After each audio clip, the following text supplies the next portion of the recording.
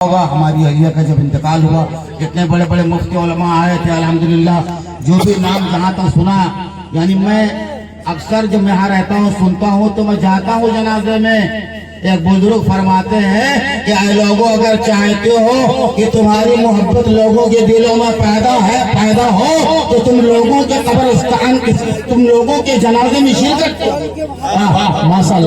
جنازے میں شرکت کیا کرو اللہ تعالی خلق خدا کے دل کو تمہاری طرف موڑ دے گا اور تمہاری نظروں میں اللہ تعالی وہ تصویر عطا فرما دے گا کہ لوگ تمہارے ارد گرد بھیڑ لگائے واہ سبحان اللہ اپنی ضرورت کو لے کر کے بھیڑ لگائے رہیں گے اس لیے اے لوگوں میں تمہیں بھی کہتا ہوں چاہے کوئی رشتہ دار ہو چاہے دوست احباب ہو کوئی بھی سنی ہو کوئی بھی ہو اگر پتہ چل جائے کسی سنی کا انتقال ہوا ہے تو ٹیم نکال کے جنازے میں جایا کرو اللہ تعالی ثواب عطا فرماتا ہے اللہ تعالی کیا کرتا ہے ثواب عطا فرماتا ہے اس لیے آپ حضرات علماء سے محبت کیجئے علماء سے محبت کیجئے قیامت کے دن اللہ تبارک و تعالی علماء سے جو محبت کرے گا اس کا بھی بہت اچھا اجر دے گا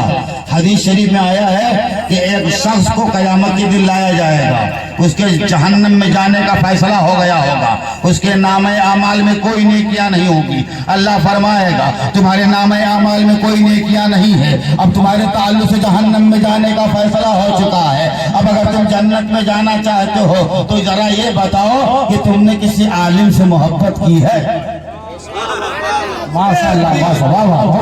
چٹھے نام ہے اعمال میں گناہ ہی گناہ ہے بدعمالیاں ہی بدعمالیاں ہیں نیکیوں کا کچھ بھی وہاں پر ٹھکانہ نہیں ہے بالکل نیکیوں کا پلہ خالی ہے نام اعمال میں کچھ سیاہ ہو چکا ہے نیکیاں نظر نہیں آ رہی ہے اللہ تعالیٰ اپنے بندے کو جنت میں بھیجنا چاہتا ہے اور پوچھ رہا ہے اچھا یہ بتاؤ تمہارے نام اعمال تمہارا اس لائق نہیں کہ تم کو جنت میں بھیجا جائے حکم تمہارے لیے فیصلہ جہنم میں جانے کا ہو چکا ہے مگر یہ بتاؤ تم نے کسی عالم سے محبت حدیث شریف میں آیا ہے وہ شخص کہے گا اے الہ العالمین ہم نے کسی سے محبت نہیں کی ہم نے کسی سے محبت نہیں کی ہے تو اللہ تعالیٰ پوچھے گا اچھا یہ بتاؤ تم نے ایسے شخص سے محبت کی ہے جس کی دوستی کسی عالم سے رہی ہو جی تمہاری محبت ایسے شخص سے تھی کہ اس شخص کا تعلق کسی عالم سے تھا تو وہ شخص کہے گا نہیں ایسا بھی نہیں جن لوگوں سے میرا تعلق تھا ان کا تعلق کسی عالم سے نہیں تھا تو پھر اللہ تعالیٰ فرمائے گا اچھا ہے ذرا اور غور کر لو کہ جن لوگوں سے تمہارا تعلق تھا ان کا تعلق جن لوگوں سے تھا کیا ان کا تعلق کسی عالم سے تھا یہ سر جھکا کے غور فکر کر کے میدان محشر میں اپنے رب کے سامنے ہاتھ جوڑ کے عرض کرے گا اے الہ العالمین میں ایک شخص سے محبت کرتا تھا وہ شخص ایک سے محبت کرتا تھا وہ محبت کرنے والے شخص کی دوستی ایک عالم سے تھی بس جیسے اتنا کہے گا اللہ فرمائے گا جاؤ تمہارے دوست کے دوست جس کے عالم سے محبت ہوتی تھی میں اس عالم کے صدقے میں تمہارے گناہوں کو معاف کر دیا اور اس کے صدقے میں تمہیں بخش دیا اور تمہیں جنت کا پروانہ جنت کا پروانہ عطا کر دیا تو بھلا بتائیے ایک پیڑھی گزر گئی دو پیڑھی گزر گئی تیسری پیڑھی میں جب عالم کی دوستی ملی تو اللہ تبارک و تعالی نے بخش دیا اب اندازہ لگائیے عالم کی ضرورت کتنی ہے عالم کی ضرورت کتنی ہے بات جب آ گئی ہے تو آپ حضرات اور سماعت فرما لیں درشی پڑھ لیجیے اللہم صلی اللہ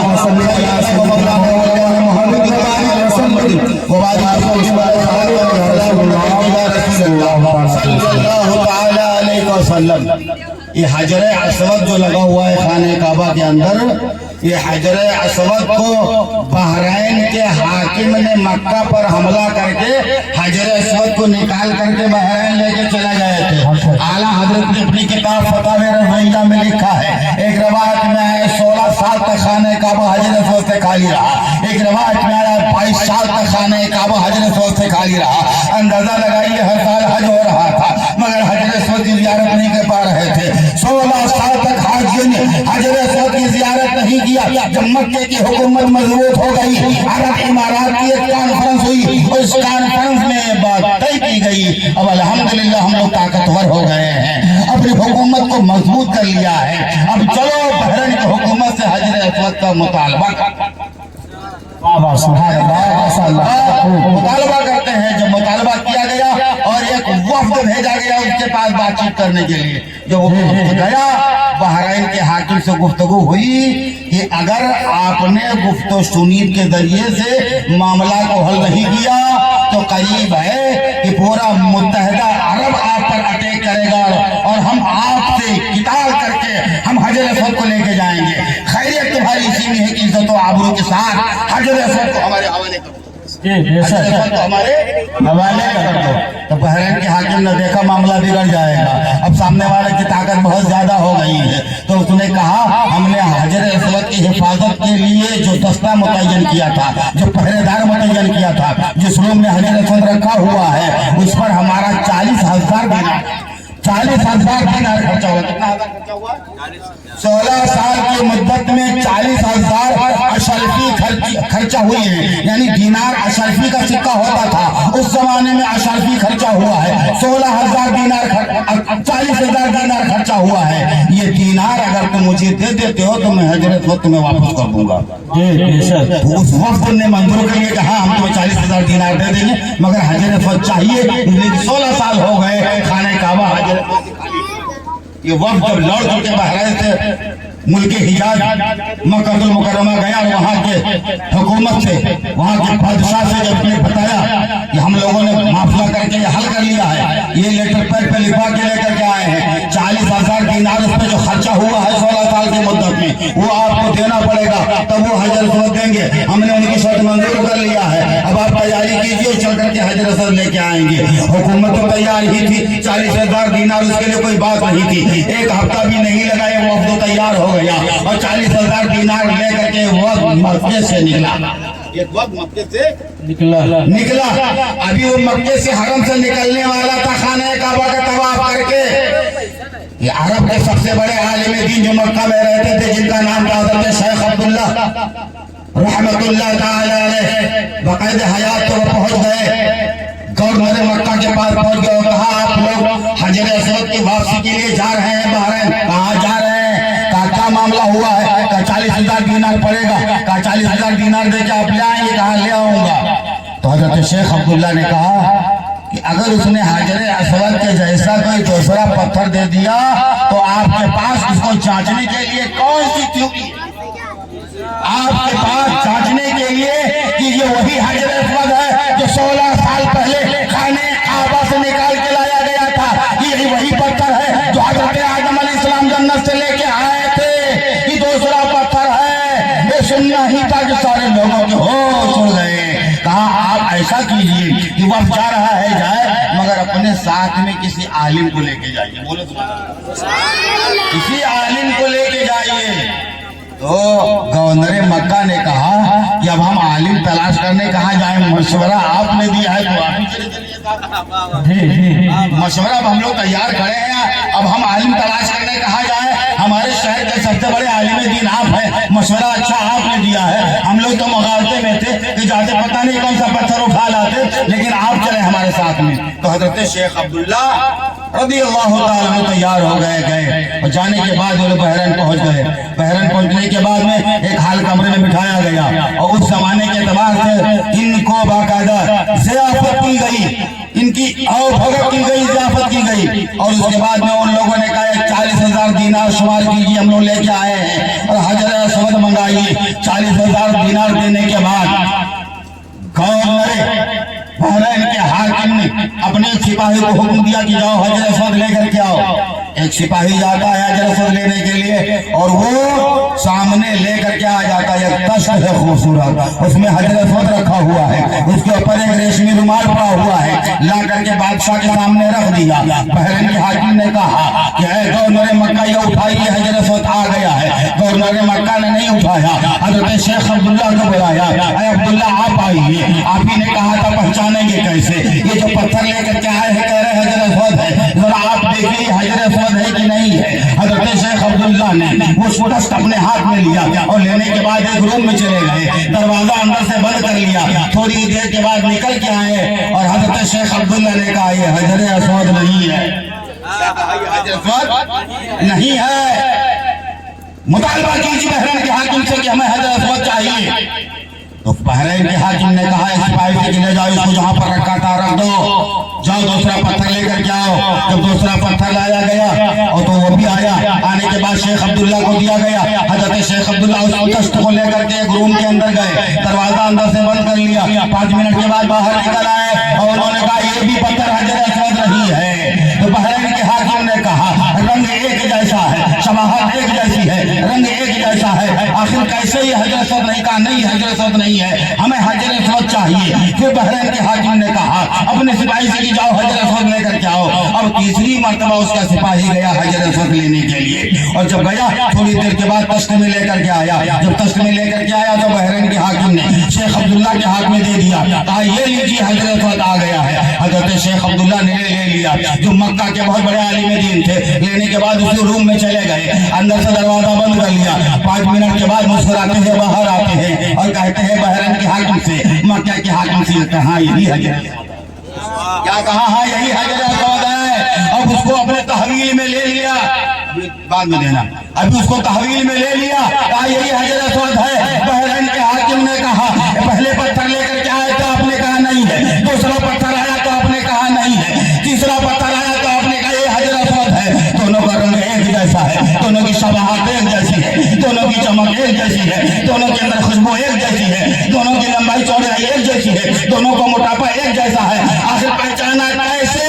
تو شیخ عبداللہ نے کہا میرے نبی کا فرمان ہے کہ حجر اسود کے اندر ایک جنتی پتھر ہے, اس کے اندر اللہ نے وہ صفت عطا فرما دی ہے, نہ یہ پانی میں ڈوب سکتا ہے, نہ یہ آگ میں گرم ہو سکتا ہے. میں نے حجرے میں لے کے گیا اور اس پتھر کو پانی میں ڈالا. جب ڈوب گیا تو سمجھا یہ حجر اسود نہیں ہے, جب ڈوب گیا وہ سمجھا حجر اسود نہیں ہے. مگر جب آخری مرتبہ حجر اسود ہمارے ہاتھ میں دیا گیا, ہم حجرے کے اندر گئے اور بھرے ہوئے تالاب کے اندر ہم نے پانی کو ڈالا, ہم نے حجر اسود کو ڈالا تو پانی میں پتھر تیر رہا تھا, پانی میں پتھر تیر رہا تھا. میرے مصطفیٰ نے فرمایا تھا کہ جو حجر اسود ہے پانی میں ڈوب نہیں سکتا ہے, اس کی یہ فضیلت و کرامت ہے. جب یہ تیرنے لگا پتھر تو میں سمجھ گیا فرمان مصطفیٰ حق ہے اور یہی حجر اسود ہے.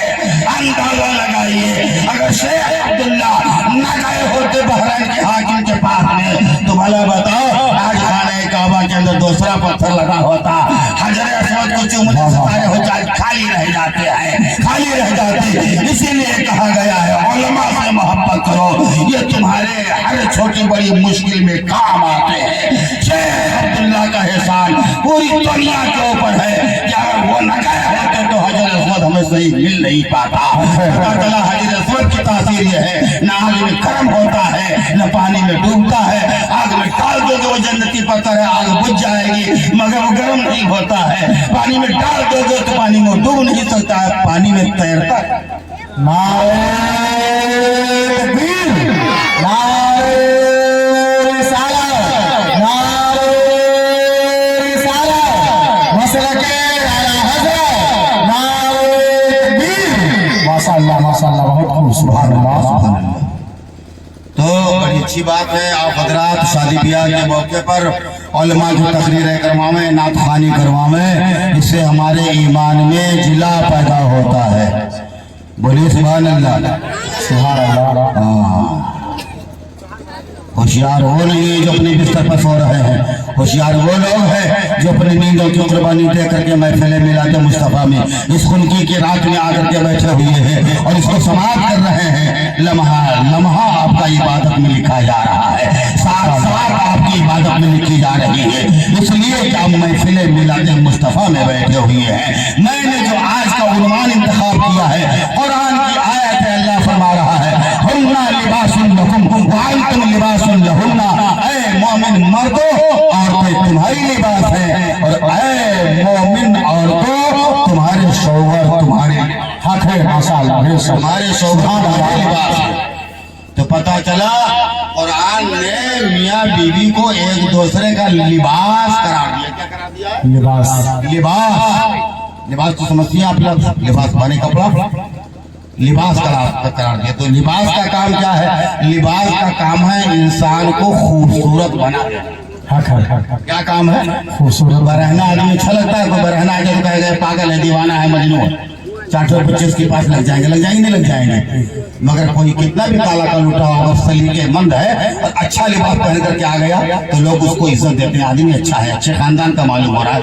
पता चला लिबास, अच्छे लिबास से आदमी का डिमांड बढ़ता है, इज्जत बढ़ती है, वकार बढ़ता है। और वो लिबास जो है जिस्म के हर सियाहों सफेद दाग को अपने अंदर छिपा लेता है, इंसान को खूबसूरत बना देता है।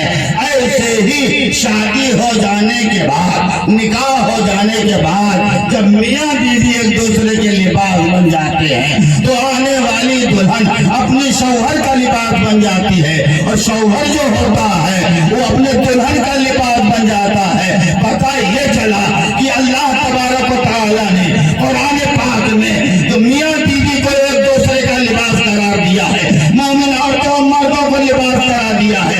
इसका मतलब ये कि जो निकाह नहीं करते वो नंगे हैं, जो निकाह नहीं कर रहे हैं बालिग हो जाने के बाद वो इस्लाम की निगाह में, अल्लाह की निगाह में, कुरान की निगाह में नंगे हैं। अरे जब उनकी शादी होगी तो वो लिबास उनका निकाह, जब उनकी निकाह होगा तब उनको इज्जत का लिबास पहनाया जाएगा। इसीलिए कहा गया है कि अगर लिबास उतार दिया जाए तो आदमी कहता है भाई आपने कपड़ा उतार दिया, बंडी उतार दिया, आपके चेहरे में, आपके पीठ के परे दाग कैसा है? ये निशान कैसा है? फोड़ा हो गया था, इसको मैंने ऑपरेशन करवाया था, 5 टाके लगे थे, एक्सीडेंट हो गया था, यहाँ पे ऑपरेशन होना पड़ा। कुछ ना कुछ बताता ही बताता है। अगर वो कपड़ा पहने रहता तो सब कुछ ढका रहता। अब बताने से लोग जानते, पता चला मियाँ बीवी एक दूसरे की इज्जत है, तुम उनकी इज्जत बने रहो, वो तुम्हारी इज्जत बनी रहे। ना तुम उनकी बुराई दूसरे मर्दों के सामने करो और ना औरतें अपने शोहर की बुराई दूसरी औरतों के सामने करें। मेरे आका सल्लल्लाहु अलैहि वसल्लम ने इरशाद फरमाया है कि कोई औरत अपने औरत की खूबसूरती का तज़किरा किसी दूसरी औरत, किसी दूसरे मर्दों के सामने न करे, और कोई औरत अपने शौहर के हुनर का और कुव्वते मर्दानगी और हुस्न का तज़किरा अपनी सहेलियों से न करे। अल्लाह के रसूल ने मना फरमाया। इसके गलत असरात मुरतब होते हैं। अंदाजा लगाया आपने, जो औरतें बेपर्दा घूमती है कहीं न कहीं शैतान के चक्कर में आ जाया करती है। इसीलिए इस्लाम ने कहा है तुम एक दूसरे के लिबास हो। इसलिए अल्लाह के रसूल ने फरमाया है कि ऐ मोमिन औरतों, जब तुम अपने घर से अपने कदम को बाहर निकालो तो अपने चेहरे के ऊपर अपनी चादरों की घूंघट डाल लिया करो, यानी पर्दे के साथ पर्दे के साथ निकला करो, ताकि तुम्हारे चेहरे पर किसी गैर महरम की निगाह ना पड़े। इसलिए कि तुम एक दूसरे के लिबास हो, इज्जत हो। इसीलिए कहने वाले ने कहा 3 चीज को छिपाना चाहिए, औरत को छिपाना चाहिए, खाने को छिपाना चाहिए, दौलत को छिपाना चाहिए। 3 चीजों में नजर जल्दी लग जाती है। बेपर्दा औरत घूमेगी तो नजर जल्दी लग जाएगी, खुले आम सबके सामने पैसा गिनोगे तो नजर जल्दी लग जाएगी, सबके सामने बैठ के खाना खाओगे नजर जल्दी लग जाएगी। इसलिए खाना छिपा के खाया करो, पैसा छिपा के रखा करो, पैसा तिजोरी में रखा करो, बैंकों में रखा करो, और औरत को पर्दे में रखा जी हाँ, ताकि तीनों चीजें नजर बद से महफूज रहे। पढ़िए दरूद पाक अल्लाहुम्मा सल्ली अला मोहम्मद